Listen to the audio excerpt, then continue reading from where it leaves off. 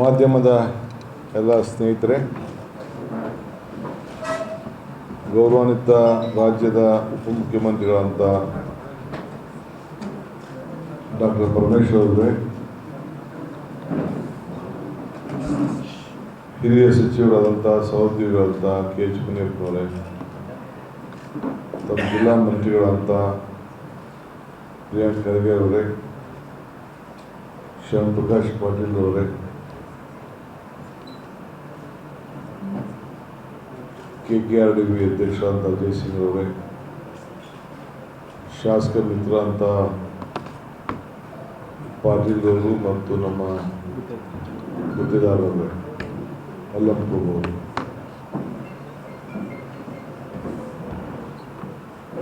ಆಕ್ಟಿವಿಟೀಸ್ಗೆ ನಮ್ಮ BLAಗಳಿಗೆ ಅವಕಾಶ ಕೊಡೋದಿಲ್ಲ. ಪ್ರತಿ ಮನೆಗೂ ಹೋಗಿ 3 ಬಾರಿ ಹೋಗಿ ಆ BLA ಫಾರ್ಮ್ ಕೊಡಬೇಕು. ಬಟ್ ಅದನ್ನು ರಿಸೀವ್ ಮಾಡಿಕೊಂಡು ಕರೆಕ್ಷನ್ ಮಾಡಿ ಗೈಡ್ ಮಾಡಲಿಕ್ಕೆ ಪೊಲಿಟಿಕಲ್ ಪಾರ್ಟಿಗೆ ಅವಕಾಶ ಇದೆ. 20 BLOಗಳು BLA ರಿಸೀವ್ ಮಾಡಿಕೊಂಡು ಕರೆಕ್ಷನ್ ಮಾಡಿ BLOಗಳಿಗೆ ತಲುಪಿಸುವಂಥ ಒಂದು ಅವಕಾಶ ಇದೆ. ಅಷ್ಟು ಬಿಟ್ಟರೆ ಬೇರೆ ಯಾವುದಕ್ಕೂ ನಾವು ಕಾನೂನು ವಿರುದ್ಧವಾಗಿ ನಮ್ಮ ಅಧಿಕಾರಿಗಳಿಗಾಗಲಿ ಯಾರಿಗೇ ಆಗಲಿ ನಾವು ಅವಕಾಶ ಕೊಡೋದಿಲ್ಲ. ಕಾನೂನು ಏನು BLOಗಳ ಬಗ್ಗೆ ಏನು ಅವ್ರಿಗೇನು ಜವಾಬ್ದಾರಿ ಇದೆ, ಅವರಿಗೆ ಫ್ರೀಯಾಗಿ ಎಲೆಕ್ಷನ್ ಕಮಿಷನ್ ಆದೇಶ ಏನಿದೆ ಆ ಪ್ರಕಾರ ನಡೆಸಲಿಕ್ಕೆ ಅವರಿಗೆ ಅವಕಾಶವನ್ನು ಕೊಡ್ತಾಯಿದ್ದೀವಿ. ಅವ್ರಿಗೇನಾದರೂ ಸಹಾಯ ಬೇಕು ಅಂದರೆ ಅವರಿಗೆ ರೆಸಿಡೆನ್ಷಿಯಲ್ ಸರ್ಟಿಫಿಕೇಟ್ ಕೊಡಲಿಕ್ಕೆ ಮತ್ತು ಕ್ಯಾಸ್ಟ್ ಸರ್ಟಿಫಿಕೇಟ್ನ ಡೌನ್ಲೋಡ್ ಮಾಡಿಕೊಡ್ಲಿಕ್ಕೆ, ಉಚಿತವಾಗಿ ರೆಸಿಡೆನ್ಷಿಯಲ್ ಸರ್ಟಿಫಿಕೇಟ್ನ ಅವರಿಗೆ ಕೊಡಲಿಕ್ಕೆ, ಯಾರು ವಾಸ ಇದ್ದಾರೆ ಅವರೆಲ್ಲರೂ ಕೂಡ 10 ವರ್ಷ ವಾಸ ಇರೋಂಥವ್ರಿಗೆ ಕೊಡಲಿಕ್ಕೆ ಯಾರೇ ಸರ್ಕಾರ ಆದೇಶ ಕೂಡ ಹೊರಡಿಸಿದೆ. ಈಗ ಇಲ್ಲಿ ನಾವು ಅನೇಕ ಟಾಸ್ಕ್ ಫೋರ್ಸನ್ನು ಕೂಡ ಈಗಾಗಲೇ ನಾವು ವಿವಿಧ ರೀತಿಯಲ್ಲಿ ಕುಡಿಯೋ ನೀರಿನ ವಿಚಾರದಲ್ಲಿ ಈಗಾಗಲೇ ನಾವು ಮಾಡಿರೋದು ತಮಗೆಲ್ಲ ಗೊತ್ತಿರುವಂಥ ವಿಚಾರ. ಇವತ್ತು ಕಲ್ಯಾಣ ಕರ್ನಾಟಕದಲ್ಲಿ ಅನೇಕ ಸ್ಕೀಮ್ಗಳಿದೆ. ವಿಶೇಷವಾಗಿ ಹಣ ಕಲ್ಯಾಣ ಕರ್ನಾಟಕಕ್ಕೆ ವರ್ಷಕ್ಕೆ 5,000 ರೂಪಾಯಿ ದುಡ್ಡು ಕೊಡ್ತಾಯಿದ್ದೀವಿ. ಅದನ್ನು ಕೂಡ ನಾವು ಪರಿಶೀಲನೆ ಮಾಡ್ತಾಯಿದ್ದೀವಿ. ಒಂದು 80% ಈಗಾಗಲೇ ಕೆಲಸ ನಡೀತಾ ಇದೆ. ಇನ್ನು ಕೆಲವು ಪ್ರೋಗ್ರಾಮ್ಸ್ನ ಕೊಟ್ಟಿಲ್ಲ ಶಾಸಕರುಗಳು, ಅದಕ್ಕೆ ಕೆಲವು ಡಿಲೇ ಆಗ್ತಾಯಿದೆ. ಅದಕ್ಕೆ ಟೈಮ್ ಲೈನಲ್ಲಿ ನೀವು ಅದನ್ನೆಲ್ಲ ಮುಗಿಸ್ಬೇಕು ಅಂತ ಅವರಿಗೆ ಮಾರ್ಗದರ್ಶನವನ್ನು ನಾವು ಕೊಟ್ಟಿದ್ದೇವೆ. ಸೊ ಎಲ್ಲ ಯೋಜನೆಗಳನ್ನು ಅನುಷ್ಠಾನ ತರಲಿಕ್ಕೆ ಟೈಮ್ ಲೈನಲ್ಲಿ ಹಣ ಖರ್ಚು ಮಾಡಲಿಕ್ಕೆ ಈಗಾಗಲೇ ಏನು ಕಳೆದ ಈ ಪ್ರಾರಂಭ ಮಾಡಿದಾಗಿಂದ ನಮ್ಮ ಸರ್ಕಾರ ಬಂದ ಮೇಲೆ ನಾವೇನು ಮಾತು ಕೊಟ್ಟಿದ್ದೋ ಆ ಮಾತು ಪ್ರಕಾರ ಈಗಾಗಲೇ ಹಣ ಕೂಡ ಈಗಾಗಲೇ ಬಿಡುಗಡೆ ಮಾಡ್ಕೊಂಡು ಬಂದಿದೆ. ಕುಡಿಯೋ ನೀರು ವಿಚಾರದಲ್ಲಿ ಎಲ್ಲ RO ಪ್ಲ್ಯಾಂಟ್ಗಳಿಗೆ ರೀಚೆಕ್ ಮಾಡಬೇಕು ಅಂತ ಹೇಳಿದ್ದೇವೆ. ವಾಟರ್ ಕ್ವಾಲಿಟಿ ಚೆಕ್ ಮಾಡಬೇಕು ಅಂತ ಹೇಳಿದ್ದೇವೆ.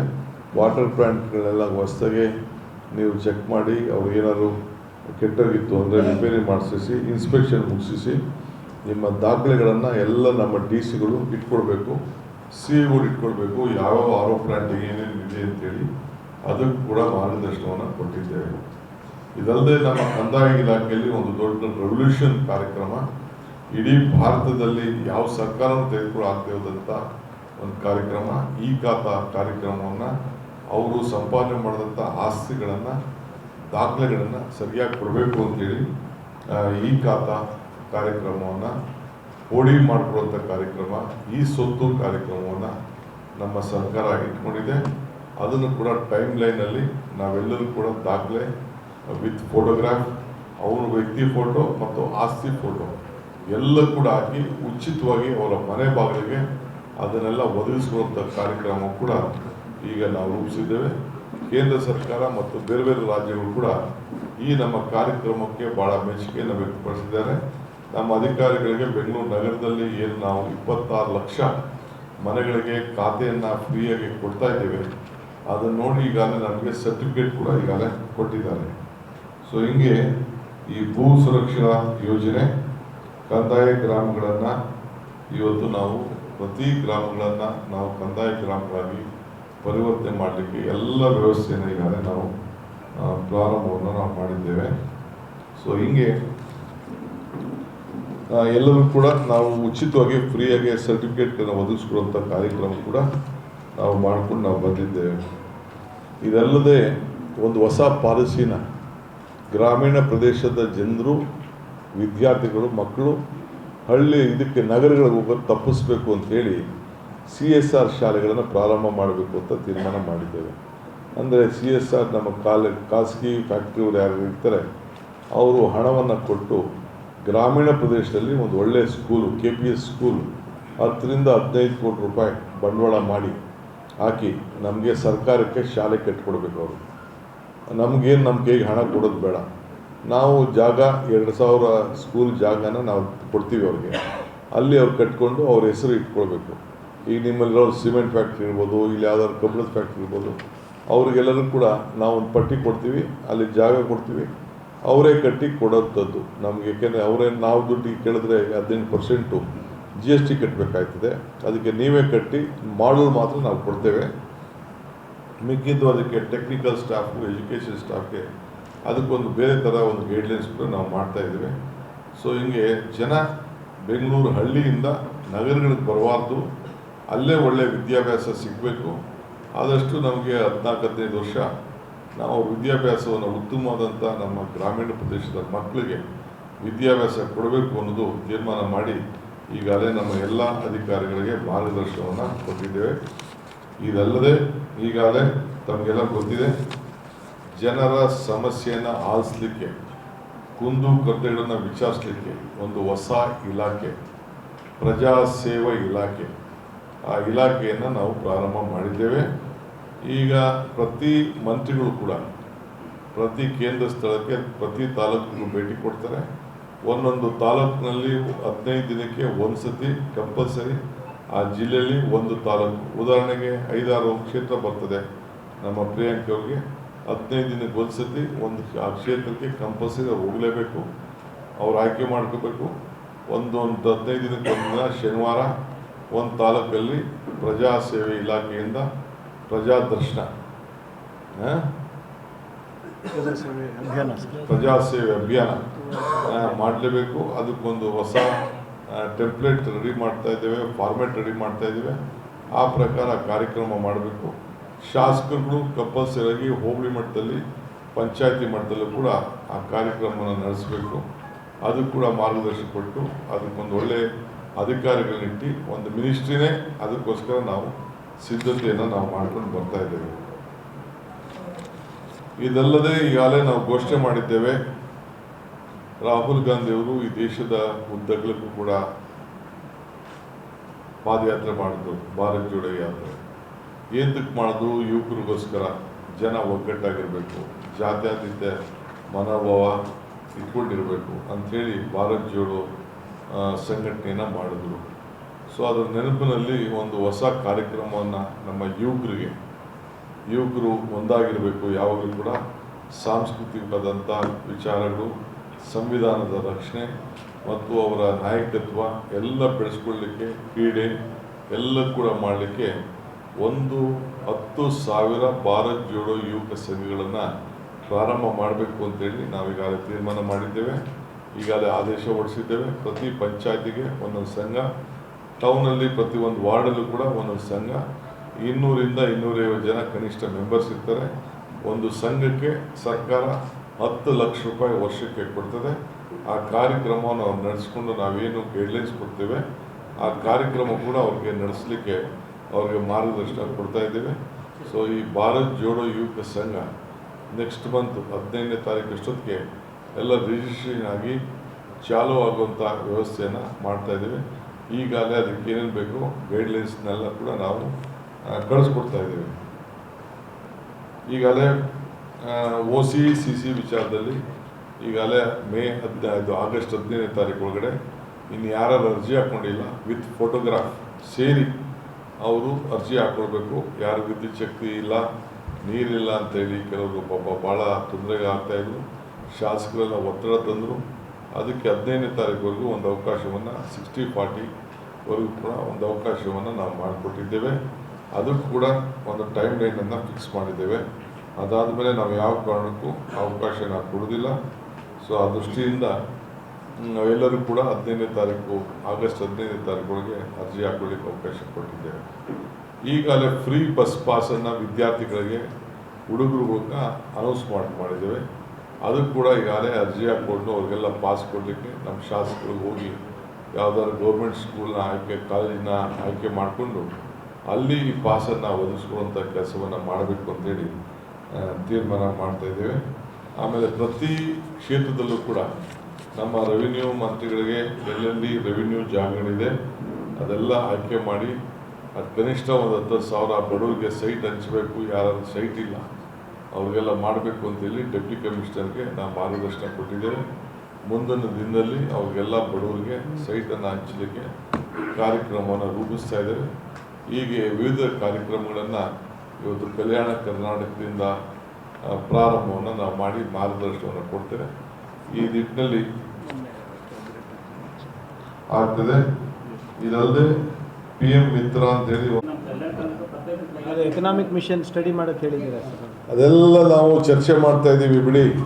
ಎಕನಾಮಿಕ್ ಮಿಷನ್ ಸ್ಟಡಿ ಮಾಡಕ್ಕೆ ಫಸ್ಟೇ ಬಂದು ಹೊಸ ಇಲಾಖೆ ಸೃಷ್ಟಿ ಬಗ್ಗೆ MB ಪಾಟೀಲ್ ಏನೋ ಅಪಸ್ವರ ಹಾಕಿದ್ದಾರೆ. ಯಾರು ಯಾವ ಅಪಸ್ವರ ಯಾರು ಇಲ್ಲ. ಅಲ್ಲ ಅಂದ್ರೆ ನಿಮ್ಗೆ ಅಪಸ್ವರ ಇರಬೇಕಷ್ಟೇ.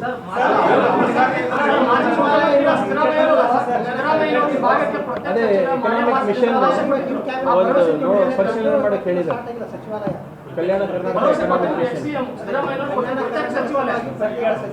ಸೆಕ್ರೆಟ್ರಿಯೇಟ್ ಹೇಳಿದ್ವಿ ಸರ್, ಮಿನಿಸ್ಟ್ರಿ ಕೇಳ್ತಾ ಇದ್ದಾರೆ. ಇಲ್ಲೆಲ್ಲ ಸೆಕ್ರೆಟ್ರಿಯೇಟ್ ಅಂತ ಇತ್ತು, ಸೆಕ್ರೆಟ್ರಿಯೇಟ್ ಮಾಡಿದ್ದೀವಿ. ಈಗ ಸಚಿವಾಲಯನೇ ಪ್ರತ್ಯೇಕವಾಗಿ ಕೇಳ್ತಾ ಇದ್ದಾರೆ ಸರ್. ಅದು ಇನ್ನೂ ಚರ್ಚೆಗೆ ಬಂದಿಲ್ಲ. ಮಾತಾಡೋಣ. ಒಂದೇ ದಿನಕ್ಕೆ ಬೇಕಾದಷ್ಟು ಊಟ ಮಾಡೋದಿದೆ.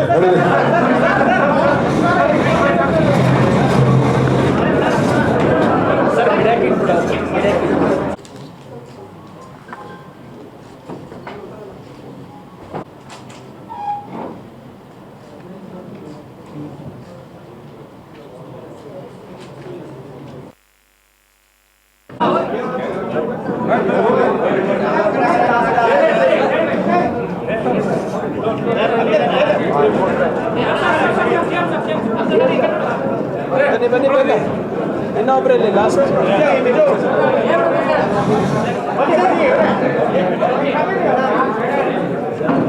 ಒಂದು ಹೆಣ್ಮಗಳು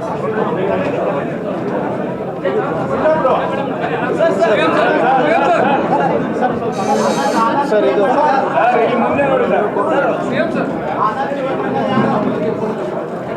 ಥ್ಯಾಂಕ್ ಯು.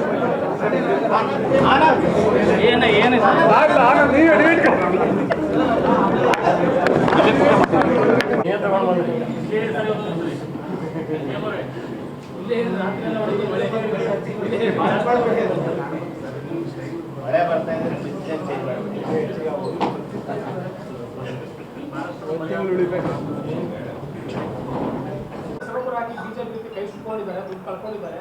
ತುರ್ತು ಪರಿಹಾರ ಕೊಡೋದ್ರ ಬಗ್ಗೆ ಸರ್ಕಾರ ಆಲೋಚನೆ ಮಾಡುತ್ತಾ NDRF ಜಸ್ಟ್ ಅವೈಲೇಬಲ್ ಇದೆ ಎಲ್ಲ ನಾವು ತಿಳಿಸ್ತೇವೆ. ಸದ್ಯ ಇವತ್ತಾನೆ ಬಂದಿದ್ದೀನಲ್ಲ, ನೀವು ಸಹಕಾರ ಕೊಡಿ.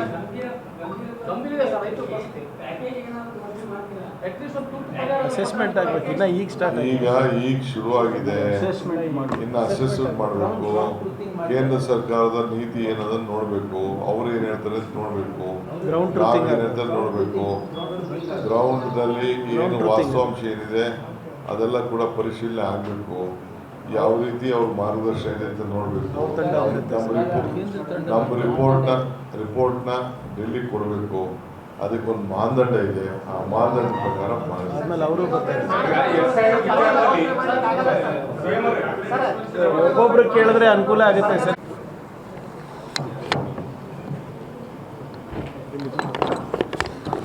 ಸುಮಾರು 320 ಕೋಟಿ ರೂಪಾಯಿಯನ್ನು ಅಭಿವೃದ್ಧಿಪಡಿಸಲು ಈಗಾಗಲೇ ಗುಲ್ಬರ್ಗದಲ್ಲಿ ಅಭಿವೃದ್ಧಿಪಡಿಸಲು ಈಗಾಗಲೇ ನಾವು ವ್ಯವಸ್ಥೆಯನ್ನು ಮಾಡ್ತಾ ಇದ್ದೇವೆ. ಸೊ ಅದಲ್ಲದೆ ಬೆಳೆ ವಿಮೆ ವಿಚಾರದಲ್ಲಿ ಜನ ಭಾಳ ಆತಂಕ ಇದ್ದರು. ಈಗಾಗಲೇ ಹಂಗಾಮಿನಲ್ಲಿ ಮುಂಗಾರಿಗೆ ತೊಂದರೆ ಆದಾಗ ಅದಕ್ಕೆ ನಮಗೆ ದುಡ್ಡು ಬಂದಿಲ್ಲ ಅಂತ ಹೇಳ್ತಾ ಇದ್ರು. ಒಟ್ಟು 585 ಕೋಟಿ ರೂಪಾಯಿ ಬೆಳೆ ವಿಮೆ ಪರಿಹಾರವನ್ನು ಈಗಾಗಲೇ ಲೆಕ್ಕಾಚಾರ ಮಾಡಲಾಗಿತ್ತು. ಇದರಲ್ಲಿ 243 ಕೋಟಿ ರೂಪಾಯಿ ಇತ್ಯರ್ಥಪಡಿಸಲಾಗಿದೆ. ಇನ್ನು 344 ಕೋಟಿ ರೂಪಾಯಿಗಳನ್ನು ಈ ದಿನ ಅಂದರೆ 225 ಕೋಟಿ ರೂಪಾಯಿ ಅನುದಾನವನ್ನು ಬಿಡುಗಡೆ ಮಾಡಲು ಆದೇಶವನ್ನು ನಾವು ಕೊಟ್ಟಿದ್ದೇವೆ. ಉಳಿದ ವಿಮೆ ಪರಿಹಾರವನ್ನು ಸದ್ಯದಲ್ಲೇ ಬಿಡುಗಡೆ ಮಾಡಲು ಸೂಕ್ತ ಕ್ರಮವನ್ನು ಕೈಗೊಳ್ತಾ ಇದ್ದೇವೆ. ಇಷ್ಟು ವಿಚಾರವನ್ನು ಇವತ್ತು ನಾವೆಲ್ಲ ಬಂದು ಬೆಳಗ್ಗೆಯಿಂದ 4 ಗಂಟೆ ಎಲ್ಲ ಜನಪ್ರತಿನಿಧಿಗಳನ್ನ ಕರೆಸಿ ಅವರ ಅಭಿಪ್ರಾಯನೂ ಕೇಳಿ ಅವರ ಸಲಹೆನೂ ಕೇಳಿ ಅವ್ರಿಗೇನು ಮಾರ್ಗದರ್ಶನ ಕೊಡಬೇಕು ಆ ಕೆಲಸವನ್ನು ಕೂಡ ಇವತ್ತು ನಾವು ಮಾಡಿದ್ದೇವೆ. ಭಾಳ ಸಂತೋಷ ಆಯಿತು. ಎಲ್ಲ ಅಧಿಕಾರಿಗಳು ಕೂಡ ರಾಜ್ಯ ಮಟ್ಟದಿಂದ ಚೀಫ್ ಸೆಕ್ರೆಟರಿ ಆದಿಯಾಗಿ ಎಲ್ಲ ಅಧಿಕಾರಿಗಳು ಕೂಡ ಬಂದು ಪಾಲ್ಗೊಂಡು ಸುಮಾರು 50ಕ್ಕೂ ಹೆಚ್ಚು ಜನ ಶಾಸಕರು ಕೂಡ ಅವರು ಕೂಡ ಬಂದು MP ಗಳು ಬಂದು ಪಾಲ್ಗೊಂಡು ಮಾರ್ಗದರ್ಶನವನ್ನು ಕೊಟ್ಟಿದ್ದಾರೆ. ಈ ಬರಗಾಲಕ್ಕೆ ಸಂಬಂಧಪಟ್ಟ ಸರ್ ಲಾಸ್ಟ್ ಇಯರ್ ಅತಿವೃಷ್ಟಿಯಿಂದ ಭಾಳ ಲಾಸ್ಟ್ ಇಯರ್ ಸರ್ ಅತಿವೃಷ್ಟಿಯಿಂದ ರೈತರು ಭಾಳ ಸಂಕಷ್ಟ ಆದರು. ಪ್ರೆಸೆಂಟ್ ಬರಗಾಲದಿಂದ ಅಲ್ಲ ಸರ್. ಈ ಹಿನ್ನೆಲೆಯಲ್ಲಿ ರೈತರಿಂದ ಸಾಲ ಮನ್ನಾ ಭಾಳ ಬೇಡಿಕೆ ಬರ್ತಾ ಇದೆ ಸರ್. ಈಗ ಆಲ್ರೆಡಿ ಬೇಡಿಕೆ ಬರ್ತಾ ಇದೆ. ಹಾಂ ಸರ್. ಸಾಲ ಮನ್ನಾ ಅನ್ನೋದು ಅಷ್ಟು ಸುಲಭದ ಕೆಲಸ ಅಲ್ಲ. ಈಗ ಆಲ್ರೆಡಿ ಮಹಾರಾಷ್ಟ್ರ ಮತ್ತು ತಮಿಳುನಾಡು ರಾಜ್ಯ ಮಾಡ್ಯಾವ ಸರ್. ಅದು ನೋಡೋಣ, ನಾವು ನೋಡ್ತೀವಿ. ನಾವೆಲ್ಲ ಅವ್ರು ಮಾಡದೆ ಹೋದಾಗೆಲ್ಲ ನಾವು ಇಲ್ಲೇ ಮಾಡಿದ್ದೀವಿ. ಮನಮೋಹನ್ ಸಿಂಗ್ ಅವರು ಮಾಡಿದ್ದಾರೆ. ಅದನ್ನು ಪರಿಶೀಲನೆ ಮಾಡ್ತೀವಿ. ಸರ್, ಈಗ ರೈತರಿಗೆ ಕೃಷಿ ಇಲಾಖೆ ಅಧಿಕಾರಿಗಳು